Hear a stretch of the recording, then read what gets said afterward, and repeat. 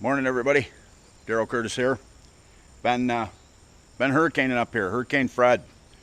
Give us a direct hit right on Rome, New York. Flooded stuff pretty good down there. I can't go over there. It's all Class D airspace. Don't want to bother those guys. But we're going to go out in the outback and kind of take a look at the water laying. We haven't been able to go flying the last few days because it's been so low. The clouds are low right now, but I think we can VFR it no problem. We're going to go take a look at the flooding and see how good it's subsided. Okay, hope you guys are enjoying bushcatting around the neighborhood. Ride along. All right, here we are under the runway. Push the throttle on. As we're taking off right on the left, you can see that pond is right full. And I give you a look at Lake Elizabeth Ann here, a little to the left here. Notice how it's filled right to the edge of where the green is. There's no it's filled right to the top. I've got it filled right up here. Crossing the Erie Canal here, 83 locks, but there's 18 aqueducts. And right here in Durhamville, as you can see, coming up right in front of the airplane is the black water. And it goes under the road, and then it goes over top of the Oneida River.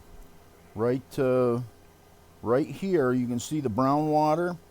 And that's the aqueduct right there. And you can see the old Erie Canal is right full, but that water doesn't flow like the water in the river does. So I come over here to look, and you can see where the river has been over the banks. You can see the muddy outline out in the field right there where the river overflowed its banks. And we turn around and go the other way. We come in across the river here where there's a loop in it, and you can see where it got off into this corn lot. And I mean, obviously that'll destroy those crops, that flooding. And this field was just enough higher that it didn't get to it. But you can see the Oneida River is really muddy. I mean, that water has been boiling down through there for 3 days now since Hurricane Fred come up through.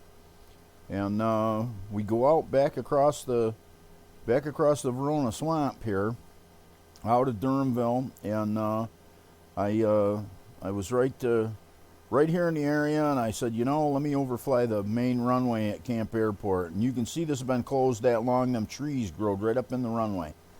And I mean, this is a beautiful little airport, and the Indian Nation bought the property and just closed it up. I mean, here it sits. You can see, I mean, the runway was paved, but it's been taken care of for so long, the grass has grown right up in it. But in any case, back to our flooding. You can see a little feeder stream right here, and runs along Miller Road. And you can see this has been flooded pretty good here. It's you can see right here where there's a Y in it, how the water come right down through right here on the right. And now that the waters went down a little bit, you can see it's just laying in the channel. But it's still wicked high. The road up in front of us is Route 31, Verona to our right, and State Bridge to our left. But you can see this water is right up to the bottom of the bridge here. It's still pretty high.